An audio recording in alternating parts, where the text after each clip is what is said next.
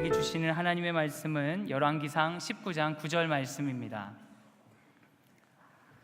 열왕기상 19장 9절 말씀을 우리 한 목소리로 함께 읽도록 하겠습니다.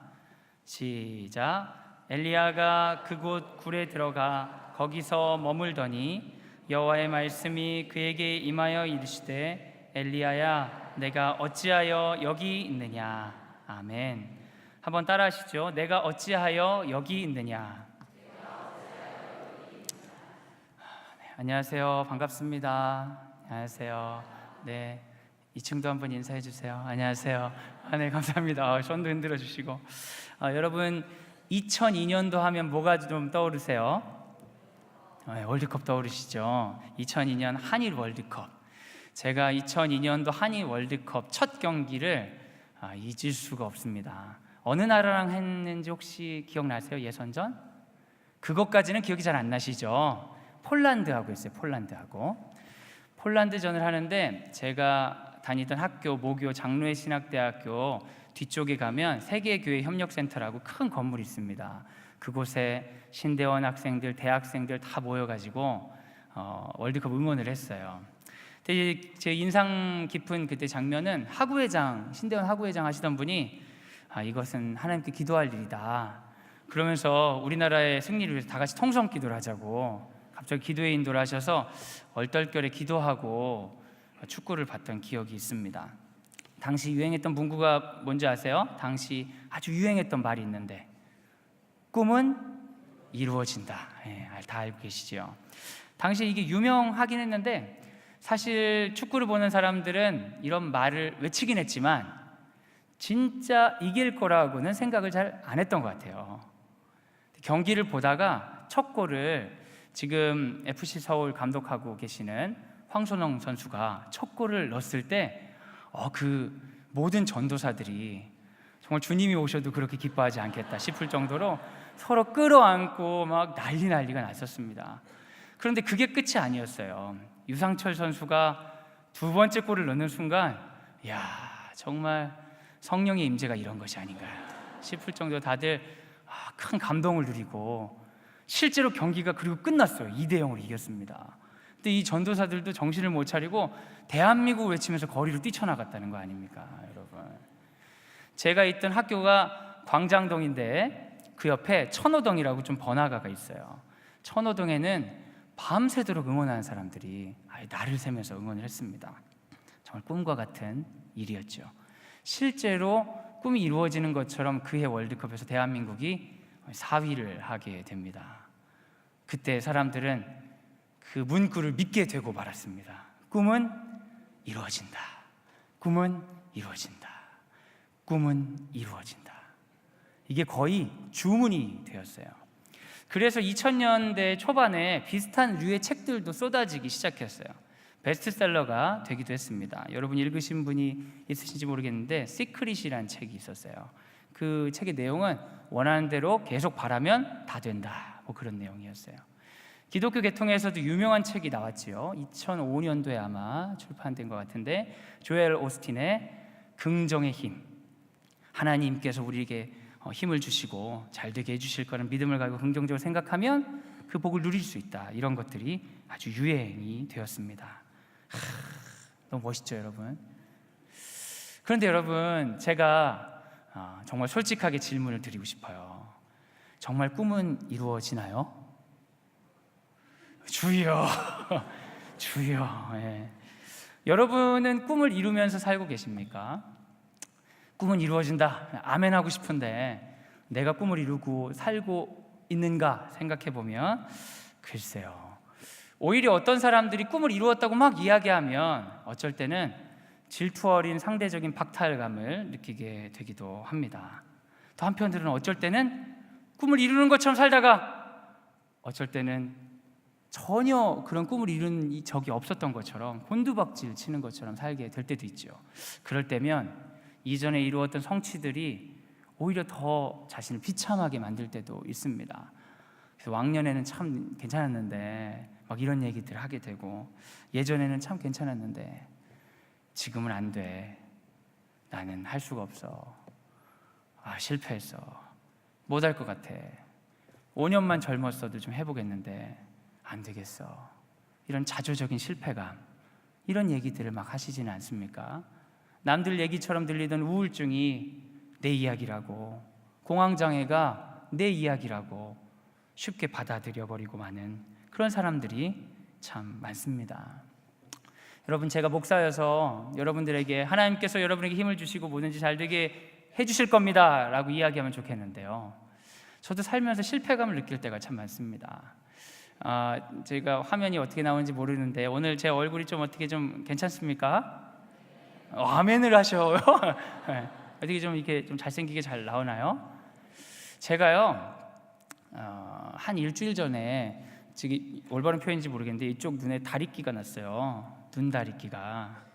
근데 제가 지금까지 살아오면서 다리끼가 치료되는 그런 시를 보았을 때 설교할 때 아무 문제가 없겠다, 제가 그렇게 생각을 했는데 지금도 여기 부어 있어가지고 약간 이쪽 눈이 감겨요 계속. 그래서 제가 눈이 감기면 졸린 게 아니라 다리끼가 났구나, 이렇게 이해해 주시면 좋겠습니다. 여러분, 정말 꿈은 이루어집니까? 저는 꿈이 있었어요. 아주 작은 소박한 꿈, 설교할 때까지 다리끼가 사라지는 꿈. 하나님께서 목회자를 세우실 때 수치를 당하게 하지 아니하시며 반듯하게 세우시고 믿어주실 거라 생각을 하며 없애주실 줄 알았는데 여전히 다리끼는 분명히 제 눈에 있습니다. 꿈은 이루어진다, 이 말을 믿기가 쉽지가 않습니다. 제가 교육전도사를 하던 시절에 첫 설교를 했던 적이 있습니다. 당시에 구리 쪽에서 제가 사역을 했는데 저희 담임 목사님께서 그렇게 밖에 나가는 걸 좋아하셨어요. 교회가 크지도 않았는데 밖에 뭐 강사로 막 이렇게 바쁘신 것도 아니고 하여간 밖에 자주 가셨어요. 그래서 어느 날 저 같은 그 신참 교육전도사에게 오후 예배 설교를 맡기셨습니다. 목사님 어디 가시면서 저한테 설교 좀 해, 이러면서 맡기셨어요. 근데 제가 얼마나 준비를 많이 했겠어요. 정말 준비를 많이 했습니다.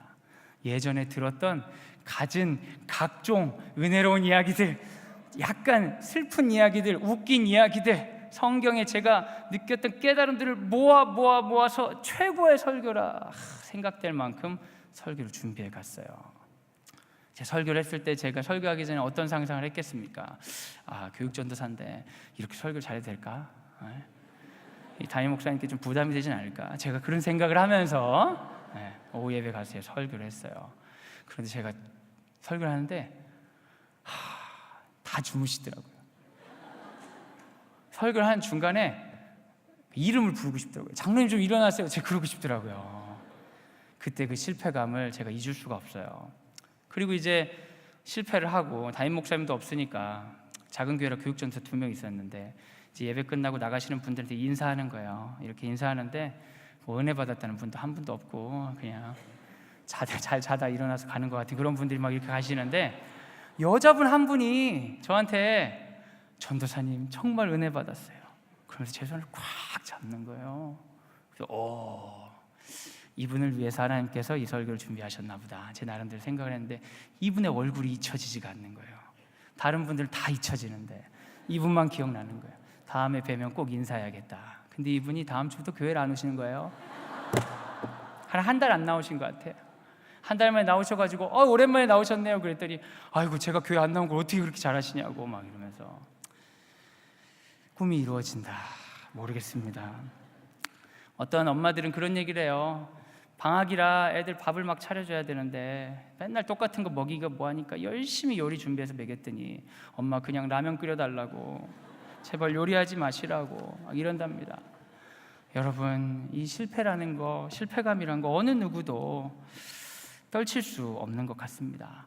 뭐 열심히 했는데 알아주기는커녕 결과도 좋지 않은 것 같고 나만 혼자 이러는 것 같고, 이런 허무한 순간들 여러분 경험해 보신 적이 있으신가요? 참 다행히 성경에서도 그런 사람이 있었습니다. 그 사람은 이스라엘에서 가장 유명한 선지자였던 엘리야였습니다. 엘리야는 이스라엘 역사상 가장 유명한 선지자였는데 엘리야가 있던 시대의 왕은 이스라엘 역사상 가장 악한 왕이었던 아합 왕이었습니다. 아합 왕이 하나님 보시기에 악해서 엘리야가 아합 왕에게 가서 선포하기를 가뭄이 있을 것이다, 하나님이 비를 내리지 않을 거다라고 이야기했습니다. 신명기에 보면 이스라엘 백성들이 하나님의 말씀 앞에 서지 않으면 비를 내리지 않는다고 했는데 이것은 하나님께서 끊으시는 겁니다. 그리고 나서 엘리야는 잠적을 하게 돼요. 그러니까 아합이 엘리야를 찾으러 막 찾는 거예요. 왜 비가 안 내리는 거야? 엘리야를 찾아가지고 이걸 해결하려고 하는데 자그마치 3년을 잠적합니다. 3년 후에 엘리야가 등장해서 아합을 부르는 거예요. 아합, 와봐. 야, 너 잘됐다. 어쩐 일이냐? 우리 대결 한번 하자. 무슨 대결이야? 네가 믿는 바알이 센지 내가 믿는 여호와가 센지 우리 제사를 한번 드려가지고 승부를 내보자 하는 거예요. 그래서 바알의 선지자 450명과 엘리야가 갈멜산에서 대결을 하는 유명한 장면이 있습니다. 여러분 많이들 아시죠? 결과가 어떻게 되죠? 누가 이기죠? 엘리야가 이깁니다. 그 제사를 보고 있던 수많은 이스라엘 백성들이 그렇구나, 하나님이 정말 신이구나 깨닫는 그 순간 엘리야가 명령하는 거예요. 바알의 선지자들을 전부 죽여라. 그러니까 이스라엘 백성들이 흥분해가지고 전에는 엘리야의 말 듣지도 않던 사람들이 바알의 선지자들 450명을 그 자리에 다 쳐 죽입니다. 하나님이 그 나라의 열방의 신인 것을 완전히 드러낼 뿐만 아니라 엘리야는 하나님의 사람으로서 자기 자신을 완벽하게 증명한 순간입니다. 최고의 순간이죠. 저도 살면서 그런 순간이 있었으면 좋겠습니다. 그런데 여러분 그때 엘리야에게 위기가 찾아옵니다. 열왕기상 19장 2절입니다.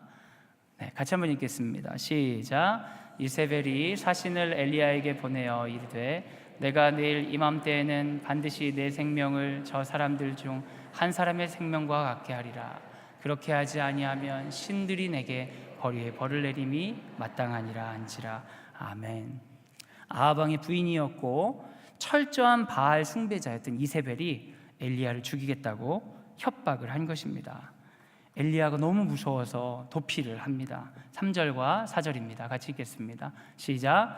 그가 이 형편을 보고 일어나 자기의 생명을 위해 도망하여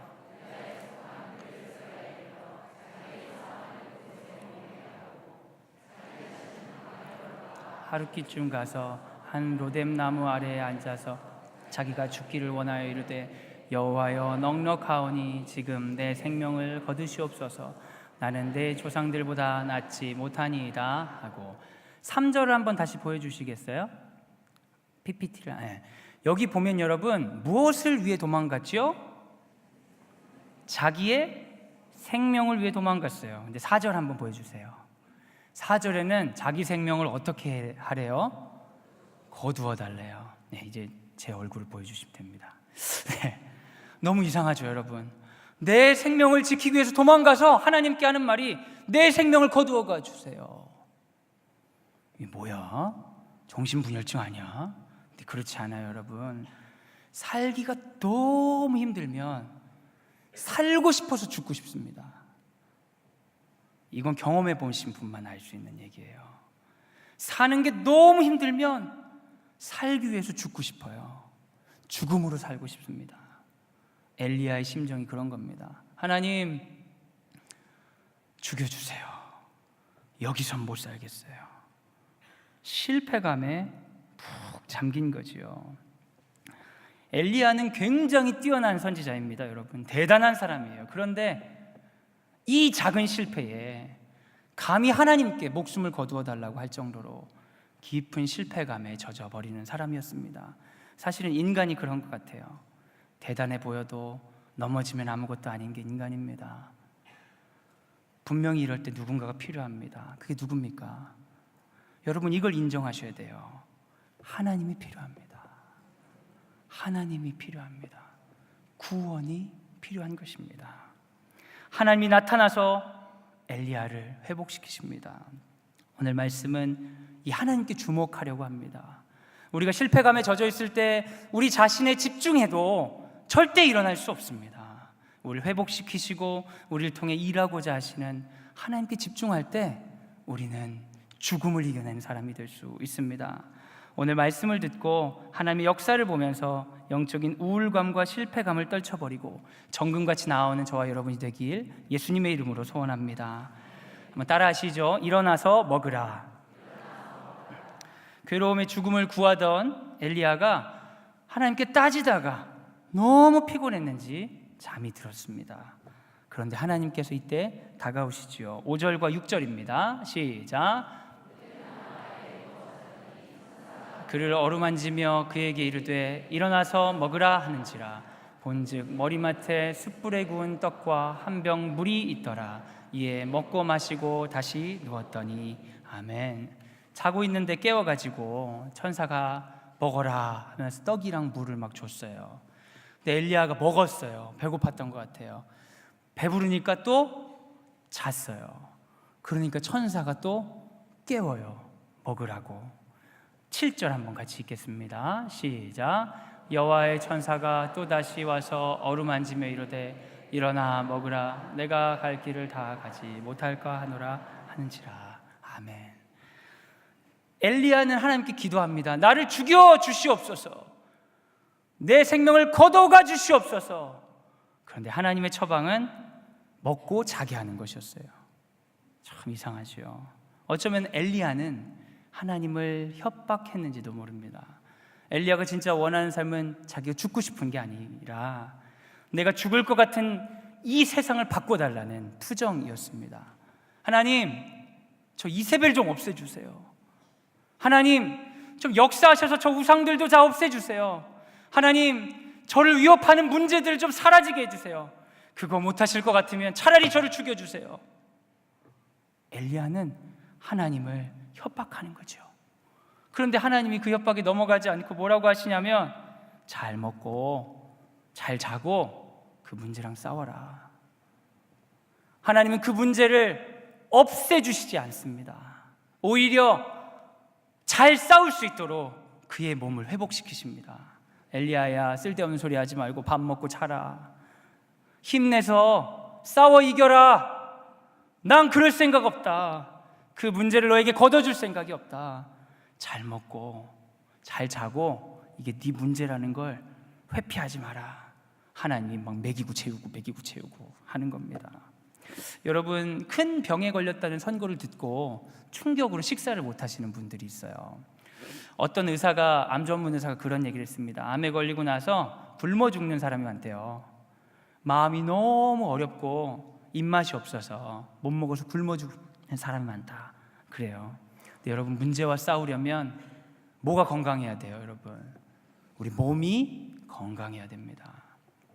우리는 육체를 가지고 있기 때문에 육체를 돌봐야 됩니다. 육체를 외면하고 영만 돌본다고 하면 이상해질 수 있어요. 그런데 여러분, 육체를 돌볼 때 중요한 원칙이 있어요. 그것은 우리의 기분대로 육체를 돌보면 큰일 난다는 거예요. 학생들이 스트레스를 받으면 이 스트레스를 푼다고 밤새 게임하는 경우가 있습니다. 그러면 우리 육체가 어떻게 되겠어요? 스트레스가 풀리는 것처럼 보이지만 실제로는 우리 육신은 더 병들게 되지요. 직장인들은 어때요? 과음하고 과식하고 사실은 멈추고 쉬어야 되는데 쉬지 않고 더 뭔가를 하는 것이에요. 엄마들은 어때요? 드라마 보고 홈쇼핑하고 서핑하고 잠을 자야 되는데 잠 안 자고 계속 그거 하면서 맨날 피곤한 것 같아 막 이러시니까 이게 큰일 나는 겁니다. 여러분, 마음을 달래기 위해서 육체를 학대하시면 안 됩니다. 하나님의 원리가 아닙니다. 하나님께서 먹이신 게 뭐예요? 엘리야에게 대단한 산해짐이 먹이셨어요? 아니죠. 떡과 물 배나 채우라고 먹이신 겁니다. 여러분, 하나님은 지친 육체를 돌보기 위해 음식을 탐하거나 과도한 휴가 문화나 레저 문화를 탐닉하라고 말씀하신 적이 결코 없습니다. 오히려 우리의 감정의 욕구들, 뭔가 하고 싶고 더 뭔가 하지 않으면 이 스트레스가 풀리지 않을 것 같은 욕구들을 내려놓고 잠잠히 쉬고 하나님께 집중하기를 원하십니다. 제가 아는 청년이 저에게 상담을 온 적이 있어요. 굉장히 신실한 청년인데 자기 영적으로 요즘 너무 힘들다는 거예요. 얘기를 쫙 들어봤어요. 들어보다 보니까 이건 영적으로 힘든 게 문제가 아니라 잠을 많이 안 자서 그래요. 그래가지고 제가 그랬어요. 잠을 자라고. 잠을 자면 다 나을 거라고. 이 청년이 청년부 단기 선교를 갔다 왔는데 은혜를 받아서도 그렇지만 단기 선교 가니까 잘할 때 자고 일어날 때 일어나니까 얼굴이 회복됐어요. 여러분, 우리의 육체는 하나님께 집중하기 위해서 쉬어야 될 필요가 있습니다. 사랑하는 여러분, 영적인 침체 가운데 도망가고 싶으실 때가 있으시지요? 하나님, 나 좀 데려가 주세요, 이렇게 외치고 싶을 때가 있으십니까? 제가 오늘 분명하게 얘기 드리겠습니다. 하나님께서는 절대 우리를 그렇게 인도하시지 않으십니다. 오히려 말씀하십니다. 일어나 먹어라, 자라, 쉬어라, 내게 집중해라. 그래서 네가 싸워라. 문제를 없애달라고 하지 말고 네가 회복돼서 네가 싸워라. 하나님 우리에게 기대하십니다. 우리는 하지 못해요. 하나님, 전 못해요. 하지만 우리를 향한 하나님의 기대가 더 크다는 걸 여러분 기억하시기 바랍니다. 영적인 침체에 빠졌을 때 우리의 육신을 회복시킴으로 갈 길을 끝까지 가는 우리가 되길 예수님의 이름으로 소원합니다. 한번 따라하시죠. 여호와 앞에서 산에 서라. 자고 먹고 마시고 엘리야가 힘을 차렸어요. 그럼 이제 힘을 차렸으니까 예루살렘으로 중심가로 가서 다시 한번 사역을 해야 될 텐데, 엘리야는 힘을 차리고 더 멀리 도망갔어요. 한참이나 멀리 도망갑니다. 열왕기상 19장 8절과 9절입니다. 시작. 이에 일어나 먹고 마시고 그 음식물의 힘을 의지하여 40주 40야를 가서 하나님의 산 호렙에 이르니라. 엘리야가 그곳 굴에 들어가 거기서 머물더니 여호와의 말씀이 그에게 임하여 이르시되, 엘리야야, 내가 어찌하여 여기 있느냐. 호렙산은 신의 산이라고 많이 생각합니다. 모세와 하나님이 만났던 곳. 엘리야는 힘을 얻고 하나님의 일을 하러 간 게 아니라 더 멀리 가버렸어요. 40일이나 떨어진 곳에. 아마 제 생각에는 육신이 회복됐으니까 영적인 회복을 하기 위해서 기도원 들어가는 마음으로 간 게 아닐까, 그런 생각도 하게 되는데요. 하나님께서 물어보시는 거예요. 엘리야야, 어찌하여 네가 여기 있느냐. 제 말 표현으로 하면 너 뭐하냐 여기서? 밤매기 났더니 왜 여기 있냐? 이러시는 것 같더라고요. 영적인 충전이 필요하다고 생각할지 모르는 엘리야에게 하나님은 너 여기서 뭐하냐 물어보십니다. 이에 엘리야가 변명을 늘어놓습니다. 10절입니다. 같이 읽겠습니다. 시작. 그가 대답하되 내가 만군의 하나님 여호와께 열심히 유별하오니 이는 이스라엘 자손이 주의 언약을 버리고 주의 제단을 헐며 칼로 주의 선지자들을 죽였음이오며 오직 나만 남았거늘 그들이 내 생명을 찾아 빼앗으려 하나이다. 아멘. 엘리야는 변명합니다. 하나님, 저 진짜 열심히 했어요. 정말 열심히 했어요. 정말 열심히 했어요. 그런데 하나님, 이게 뭐예요? 하나님께 돌아오지 않아요, 백성들이. 그리고 날 죽이려고 해요. 하나님, 그래서 제가 여기 있어요. 하나님, 그리고 저 혼자 남았어요. 이런 사람 나밖에 없어요. 하나님, 이거 계속 해야 되나요? 묻고 있습니다.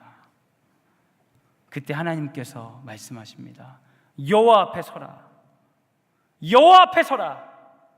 11절과 12절입니다. 시작. 여호와께서 이르시되 너는 나가서 여호와 앞에서 산에 서라 하시더니 여호와께서 지나가시는데 여호와 앞에 크고 강한 바람이 산을 가르고 바위를 부수나 바람 가운데 여호와께서 계시지 아니하며 바람 후에 지진이 있으나 지진 가운데에도 여호와께서 계시지 아니하며 또 지진 후에 불이 있으나 불 가운데에도 여호와께서 계시지 아니하더니 불 후에 세미한 소리가 있는지라.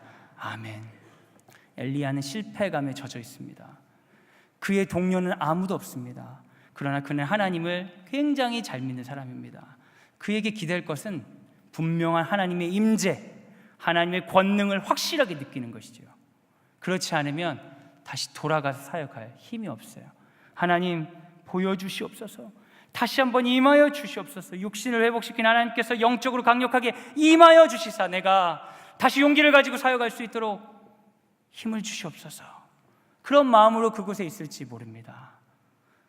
그가 원하는 걸 보여주시려고 했는지 하나님께서 너는 내 앞에 서라. 성경에 보니까 여호와께서 지나가시는 거예요. 그런데 그 지나가실 때 대단한 광경이 펼쳐집니다. 엄청난 바람이 일어납니다. 바람이 산을 부수고 바위를 부숩니다. 아, 그래, 하나님의 역사다. 바람 같은 성령이여 오시옵소서. 엘리야는 그런 기대를 했을지 모릅니다. 그런데 놀라운 것은 성경에 보면 그 바람이 지나가고 여호와께서 그곳에 없었다, 계시지 않다.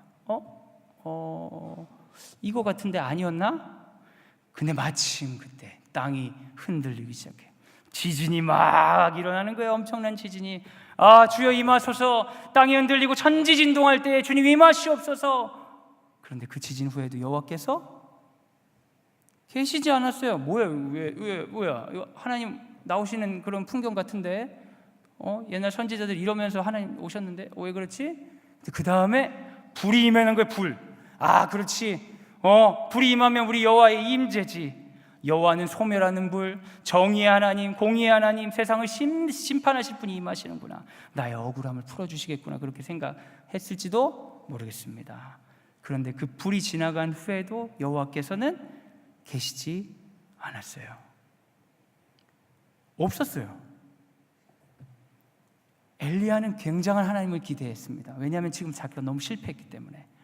엄청난 하나님을 만나야 이걸 타개할 수 있으리라 생각했기 때문에. 그런데 그런 하나님은 없었어요. 성경에 보면 여호와의 실체가 세미한 소리로 작은 음성으로 다가왔다 말하고 있습니다.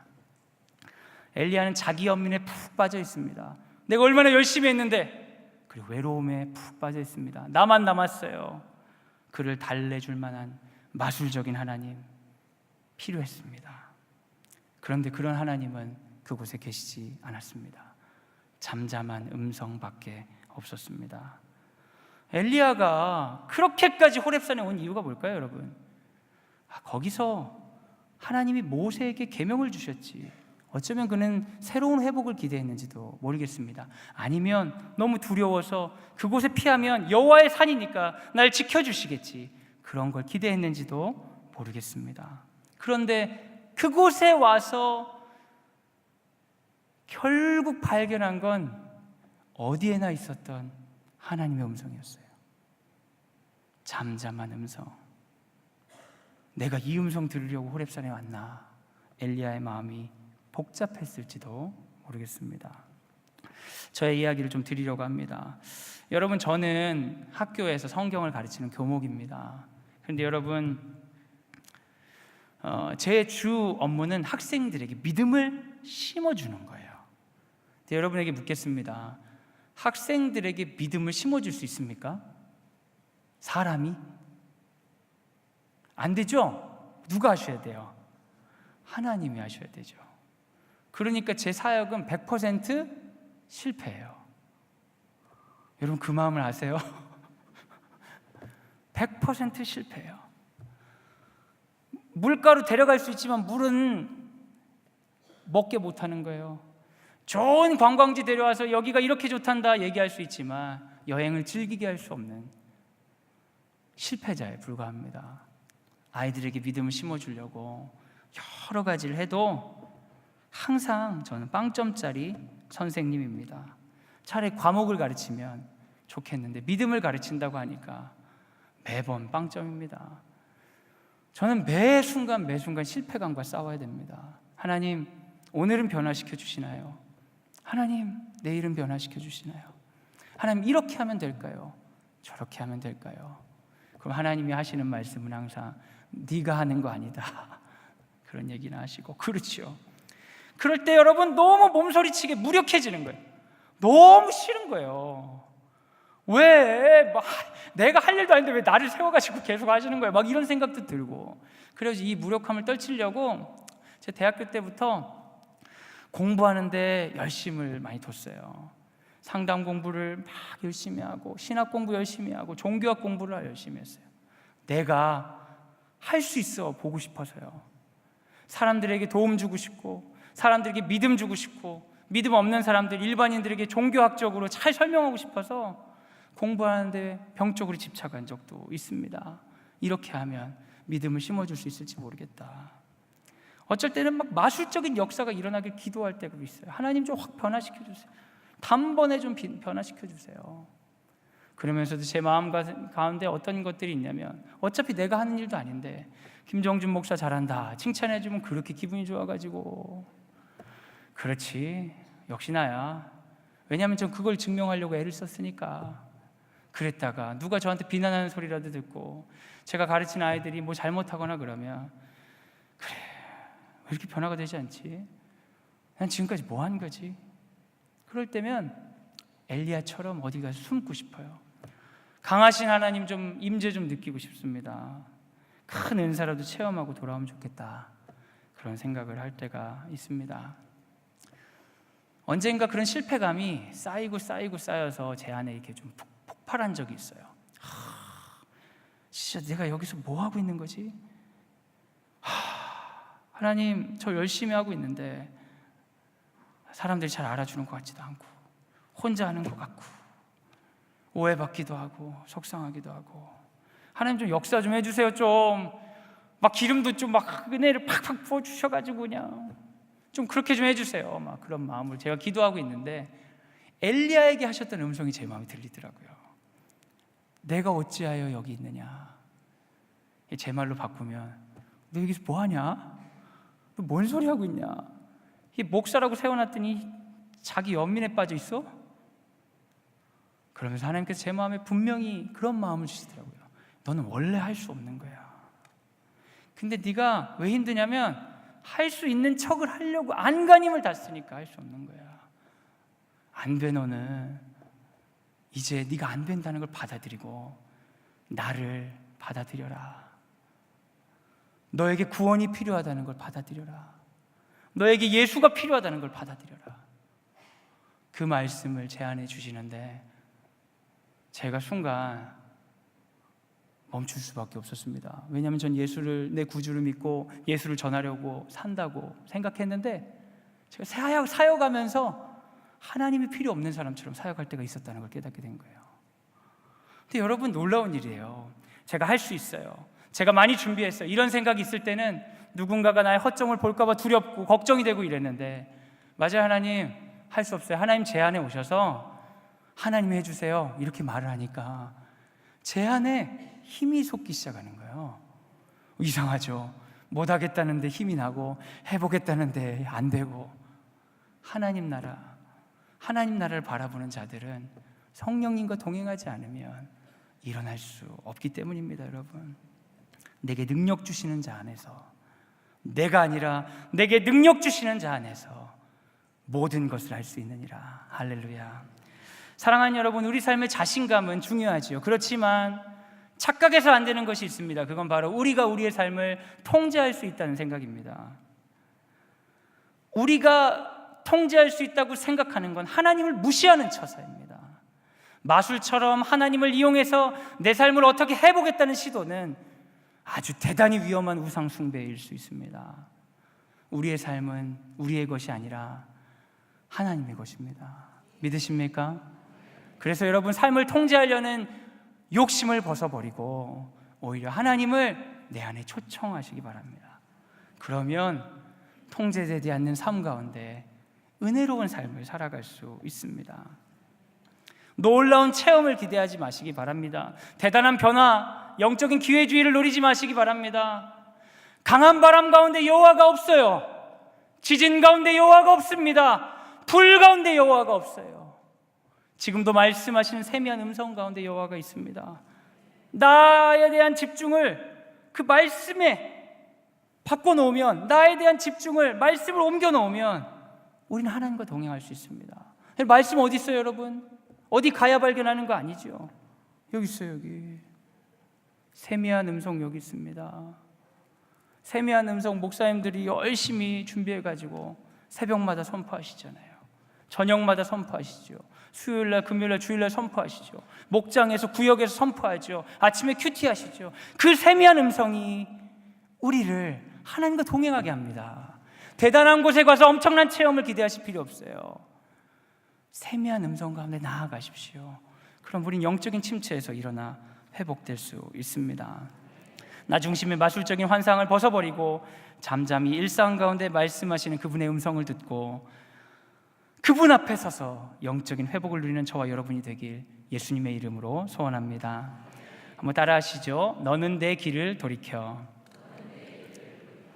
하나님이 이렇게 감동적으로 뭔가 이렇게 딱 극적으로 얘기를 해주셨는데 여전히 엘리야는 변명하는 거예요. 하나님, 그러니까 제 얘기 들어보세요. 제가 열심을 다했는데요, 혼자 남았다니까요. 그런데 하나님이 엘리야를 달래시는 게 아니라 갑자기 명령을 하세요. 열왕기상 15절 16절 같이 읽겠습니다. 시작. 여호와께서 그에게 이르시되 너는 내 길을 돌이켜 광야를 통하여 다메섹에 가서 이르거든 하사엘에게 기름을 부어 아람의 왕이 되게 하고 너는 또 님시 아들 에유에게 기름을 부어 이스라엘 왕이 되게 하고 또 하벨 무올랄 사바세 아들 엘리사에게 기름을 부어 너를 대신하여 선지자가 되게 하라. 아멘. 하나님은 엘리야를 받아줄 시간이 없어요. 엘리야야, 변명 그만하고 빨리 일어나서 빨리 하사엘에게 기름 붓고 에이유에게 기름 붓고 엘리사에게 기름 붓고, 지금 기름 부을 애들이 몇 명인데도 지금 무슨 소리 하고 있어. 빨리 가. 보내버리시는 겁니다. 여기에 엘리야는 순종합니다. 깨닫게 되는 거죠. 아, 나는 하나님의 것이구나. 내 감정의 것이 아니구나. 힘들다고, 아프다고, 자기 변명하고 자기 연민에 푹 빠져가지고 내가 얼마나 대단한데 하나님 이렇게 할 수 있어, 그런 얘기할 사람이 아니구나. 나는 하나님의 것이구나. 내가 집중해야 될 것은 나의 감정이나 나의 상황이 아니라 하나님이 지금 내게 뭘 원하시는 것인지. 엘리야는 그걸 깨달았던 겁니다. 아, 맞아, 나 지금 여기 앉아 숨어 있는 게 아니라 가서 하사엘에게 기름 부어야지, 가서 에후에게 기름 부어야지, 가서 엘리사에게 기름 부어야지. 난 하나님의 일을 하는 사람이니까. 하나님은 우리에게 말씀하십니다. 나의 일을 해라. 그렇게 처져 있지 마라. 내가 도대체 어찌하여 여기에 있느냐? 너 뭐하냐? 일어나! 내 일을 해라. 사랑하는 여러분, 하나님께서 이 이야기를 하시면서 굉장히 좋은 소식을 한 가지 더 알려주십니다. 18절입니다. 같이 읽겠습니다. 시작. 그러나 내가 이스라엘 가운데에 7,000명을 남기리니 다 바알에게 무릎을 꿇지 아니하고 다 바알에게 입맞추지 아니한 자니라. 아멘. 엘리야가 혼자밖에 없다고 했는데 하나님 말씀하시는 거예요. 야, 그리고 7,000명이 있어. 너 혼자 아니야. 너 그 억울한 거 아니야. 네 열심 억울한 거 아니야. 지금 7,000명이 다 하고 있어. 너만 그런 거 아니야. 하나님은 공동체를 이 땅 가운데 남겨두셨습니다. 아직 세상에 무릎 꿇지 않은 하나님 나라를 위해 살아갈 공동체가 있기에 엘리야는 자기가 혼자 생각했을 땐 외로워 보였지만 사실 결코 외로운 길이 아니었습니다. 사랑하는 여러분, 조금만 눈을 멀리 보시면 주변에 힘든 사람이 겁나게 많습니다. 근데 우리가 너무 우리 자신을 바라보니까, 나에게 집중되어 있으니까 나만 너무 힘든 것 같아요. 그런데 조금만 멀리 보면 힘든 가운데 믿음으로 견디고 이겨나가는 사람들 많습니다. 하나님은 세상에 무릎 꿇지 않은 7,000명 지금도 남겨놓으셨습니다. 저는 이번 여름 휴가로 무주에 다녀왔습니다. 무주 여름 그 농촌 봉사활동을 가족들과 함께 휴가로 가서 성경학교를, 시골에 있는 게 성경학교 섬겼습니다. 우리 전도사님들, 선생님들과 같이 섬겼는데 얼마나 재밌었는지 너무 유익하고 즐거운 시간이었어요. 저는 설교로 수련회에서 섬겼는데 첫째 날 주제는 나의 목자 되신 예수님이었어요. 그래서 제가 닫는 예배 설교 때 우리 학생들에게 그랬어요. 여호와는 나의 목자시니 내게 부족함이 없습니다. 여러분 그거 믿으세요? 애들이 밝은 표정으로 그렇다고 얘기해요. 그 전에 그렇게 대답할 수밖에 없도록 간식을 엄청나게 먹여놨어요. 선물도 무지하게 줘놔가지고 아멘이 안 나오면 그 인간도 아닌 거예요. 그 정도 받고 아멘도 안 하면 진짜 사람도 아니죠. 아멘 아멘 하는 거죠. 어린애들이라 아멘 아멘을 못해도 표정이 그런 거예요. 그래서 제가 물어봤어요. 여호와만 있으면 그럼 여러분 부족함이 없습니까? 애들이 막 그렇대. 그래서 제가 얘기했어요. 여호와가 있으면 돈 없어도 됩니까? 그랬더니 저기 앉아있던 한 고등학생 하나가 아니요! 그러는 거예요. 그렇지, 돈 없으면 안 되지. 맞아요 여러분. 여호와가 계시면 먹을 거 없어도 됩니까? 하여튼 이제는 전부 다 혼란스러워졌어요. 지금까지 이렇게 간식을 받아놓고 없어도 된다고 하면 다 뺏어가는 건 아닐까, 약간 이런 혼란을 줬는지 모르겠어요. 제가 얘기했어요. 사랑하는 여러분, 맞다고. 돈도 필요하고 밥도 필요하다고. 근데 이 시인이 말한 건 사실을 말한 게 아니라 고백한 거라고. 너무 힘들게 살면서도, 너무 괴로워도 하나님이 너무 좋으니까 여호와만 계시면 부족한 게 없습니다. 이 고백한 거라고. 여러분이 앞으로 돈 없이 밥 없이 여호와만 바라보면서 굶어 죽으라는 얘기가 아니라 살면서, 여러분 살면서 단 한 번이라도 이렇게 고백하는 순간이 있으면 좋겠어요. 어린이들에게 이렇게 선포를 했어요. 그런데 여러분, 이게 좀 어렵잖아요. 말은 그렇지만 여호와가 나의 목자시니 부족함이 없다, 이렇게 고백하기 어렵잖아요. 그래서 제 증거를 보여줘야겠다. 그래서 제가 이렇게 올 때는 제 원고도 이렇게 준비하고 굉장히 준비를 많이 했어요. 그리고 오는데 어린이들 설교할 때 약간 즉흥적인 게 있어요. 제가 어린이 청소년들은 이 틀에 박힌 선거를 하면 중간에 이상한 소리들을 많이 하기 때문에 항상 이렇게 새로운 걸 준비해야 돼서, 그래서 제가 그 기지가 좀 생겨가지고, 그럼 여러분 그 증인들을 제가 불러보겠습니다. 이 사람들 얘기 들어보라고. 근데 저랑 같이 간 전도사님 3분이 있었어요. 전도사님도 한번 나와보시라고.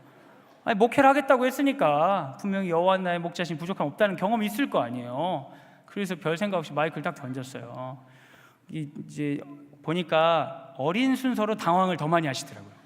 어린 선생님이 깜짝 놀라셔가지고 제가 고등학교 때 하면서 갑자기 주저리주게 자기 얘기를 하는데 뭔 소리 하나 처음에 못 알아듣겠다가 듣다 보니까 너무 감동적인 거예요. 막 학창 시절에 엄청 어려움을 이겨냈구나. 그 다음 전도사님, 어릴 때 막 부모님한테 막 맞은 거예요. 막 맞았는데 막 기도하면서 믿음으로 막 견디고 그 부모님이 믿음으로 돌아오고 막 이런 얘기를 하는 거예요. 기대를 안 했는데 너무 감동적인 거예요. 그리고 그 다음에 우리 마지막에 우리 오늘 찬양님도 너무 잘하시죠, 우리 전도사님. 그죠? 너무 잘하시는 것 같아요. 제가 김원중 전도사님한테 부탁을 드렸어요. 또 그 다음 간증을 해달라고. 근데 이 김원중 전도사님 간증을 듣고 제가 너무 감동이 돼가지고 전도사님한테 이 얘기 어디 가서 하면 안 되냐고 허락을 받고, 벌써 몇 사람한테 얘기했는지 모르겠어요. 죄송합니다. 개인사인데 허락을 받았으니까. 전도사님 너무, 제가 그 전에 잘 몰랐는데 그 뒤부터 전도사님 보면 막 존경스럽고, 찬양인도 할 때 괜히 뭔가 막 후광이 비치는 것 같고 막 이래요. 얼마나 감동을 받았는지 몰라요. 제가 그 내용을 여러분을 좀 나누고 싶어요. 죄송합니다. 허락을 받았으니까. 우리 전도사님이 보니까 아버님 목회자시래요. 이 목사님이 아주 가난하셨다고 합니다. 전도사님이 저보다 이제 몇 해 위에 형님이신데, 나이가. 근데 그 가난해서 막 어릴 때 막 이렇게 죽을 끓여 먹고 막 정말 어렵게 사셨더라고요. 그런 얘기들을 해주시면서 초등학교 2학년 때 RC카라고 혹시 아세요? 장난감 차 좀 멋지게 생긴 거 있잖아요. 멋지게 생긴 거, 건전지 넣고 막 이렇게 하는 RC카 같은 게 좀 유행이어서 사고 싶었는데, 아버지 목회하시고 가난한 걸 아니까 말할 수가 없는 겁니다. 근데 전도사님이 얘기하시기로는 아버지가 그걸 눈치채신 것 같다고. 그래서 어느 날 이렇게 문방구로 이렇게 자기를 데리고 가셨대요. 근데 무슨 자루를 하나 가지고 가셨다는 거예요. 그래서 RC카를 하나 골라라. 근데 이제 아버지가 가난한 목회자니까 아들이, 제가 보기엔 너무 성숙해서 못 고르는 거예요. 초등학교 2학년인데 못 고르고 있는데 문방구 사장님이랑 아버지랑 해서 어떤 그냥 장난감 차를 하나 고른 거예요. 다 갔는데 아버지가 자루를 이렇게 쫙 하는데 거기에 100원짜리 동전이 후루루루루 하다는 거예요. 이 사연이 뭐냐면, 가난하고 먹고 살기 힘든 목회자인데 이 아이한테 뭐라도 해주고 싶은데 이제 일상적인 생활에서는 안 되니까 100원짜리 동전 하나씩 모으셨다가 그걸 이렇게 모아가지고 이제 되겠다 싶어서 데려와가지고 이렇게 쏟으신 거예요. 보니까 얼마인지 세시지도 않아가지고 그 문방구 아저씨랑 목사님 둘이 막 이렇게 세웠다는 거예요. 일반적인 학생 같으면 굉장히 부끄러웠을 텐데 전도사님은 하나도 안 부끄러우셨대요. 하나도 안 부끄럽고 그때 너무 아버지가 자랑스럽고 아버지가 너무 좋았다는 거예요. 왜냐하면 아빠가 날 진짜 사랑하는구나 를 느꼈다는 거죠. 그래서 저는 그게 참 귀한 게, 아버지가 그렇게 어렵게 목회하셨는데 거기 상처가 되지 않고, 그래서 나도 아버지처럼 좋은 목회자 되고 싶어서 여기 섰다고 이렇게 간증하시는 거예요. 거기까지 너무 감동적이고 너무 슬픈데 전도사님이 아버지가 이제 하늘에 가신 지 이제 7년 정도 됐다. 아버지가 먼저 떠나신 얘기를 또 이어서 하신대. 그때 너무 슬퍼가지고 주체가 안 되고 앉아있는 막 애들도 막 울기 시작하는 거야. 그러면서 마지막에 이야기하셨어요. 여호와는 나의 목자시니 내게 부족함이 없습니다. 여러분, 사랑하는 여러분, 이 말씀을 가지고 이렇게 살아가는 사람들이 많아요. 나 혼자만 어려운 게 아닙니다. 나만 아픈 게 아닙니다. 나만 믿음으로 살려고 나만 손해보는 게 결코 아닙니다. 더 많이 아픈 사람이 있어요. 더 많이 희생하는 사람이 있습니다. 하나님 바라보고 그 자리를 지키고 있는 거예요. 하나님 나라, 우리 눈에 보이지 않지만 분명히 있는 그 하나님 나라를 위해 그렇게 살고 있습니다. 7,000명 기억하시기 바랍니다. 보이지 않아도 우리가 주의 길을 따를 때 하나님 나라를 수호하는 그 7,000명 안에 내가 들 수 있다는 그 감동과 감격으로 일어나 길을 돌이키시기를 바랍니다. 나에게 집중된 시선에서 벗어나 하나님 나라를 바라보고 공동체를 바라볼 때 우리의 영적인 침체에 벗어나 하나님의 사람이 될 수 있습니다. 사랑하는 여러분, 인생이 허무하고 힘들어서 숨고 싶거나 도망치고 싶으십니까? 내가 하는 일이 아무 의미 없고 혼자 힘들게 사는 것 같으신가요? 그럴 때는 좀 푹 쉬시고 잠 좀 자시고 뭐 좀 먹으시기 바랍니다. 주위의 시끄러운 것으로부터 잠시 멀어져 잠잠히 성경을 읽으시고 말씀을 들으시기 바랍니다. 예배에 나오시기 바랍니다. 하나님의 세미한 음성에 집중해 보시기 바랍니다. 그리고 이제는 나와 내 상황이 아니라 하나님 나라를 바라보시기 바랍니다. 그 나라가 이를 때까지 함께 뛰고 있는 우리 교회 공동체를 바라보시기 바랍니다. 하나님은 자기 연민과 실패감의 고통 가운데 신음하고 있는 우리에게 말씀하십니다. 내가 어찌하여 여기 있느냐? 일어나 먹어라, 내 앞에 서라. 이제 내 음성을 듣고 내 길을 돌이켜 내가 명령하는 곳으로 가라. 주의 말씀 앞에 순종하여 하나님 나라의 일꾼이 되는 저와 여러분이 되길 예수님의 이름으로 축원합니다.